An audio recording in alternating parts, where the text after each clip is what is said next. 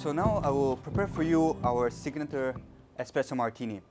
So as I mentioned earlier, we developed this coffee blend together with a local coffee roaster called PPP, Papa Paletta.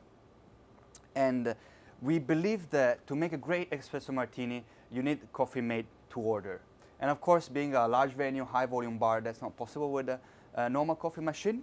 But we were lucky enough that PPP developed not just a blend, but also a capsule for us. So this is our signature capsule that is compatible with the Espresso machine. So we're able to produce coffee to order and still have freshly brewed espresso. And we have a few more details.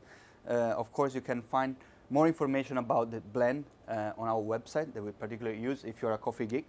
But our principal bartender did a great job, Uno, designing this project with them. So we went into the details, and there's a few tips that really makes this drink special. First of all, one thing that we noticed is that to make the coffee directly into the tin, because when you move the espresso from one container to the other, very often you leave what we call crema behind. So it's very important that we brew it directly into the cocktail tin. And you probably know this, Espresso Martini, coffee made to order, you have piping hot espresso, and it's an issue to have a good dilution, right? We have a very hot liquid here. So to balance that off, we keep our vodka mix in the freezer. So basically here we are -18 vodka mixed together with honey, with actually coffee flower honey. So it's honey made in the coffee plantation using, the bees will go to the coffee flower. So something quite unique.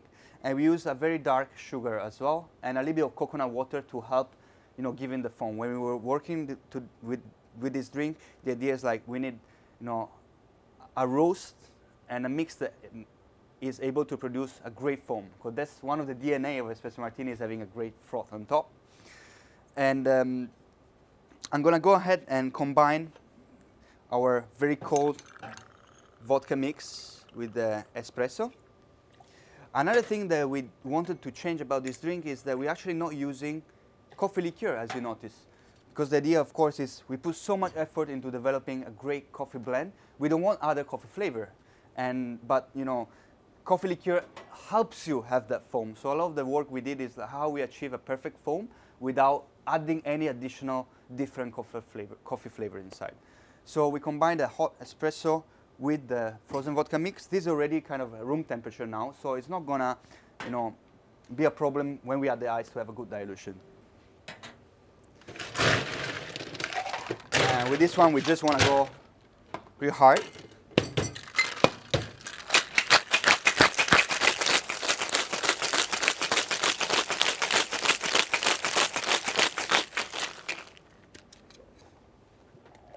So we should have that kind of almost Guinness type of effect that we all love about this drink.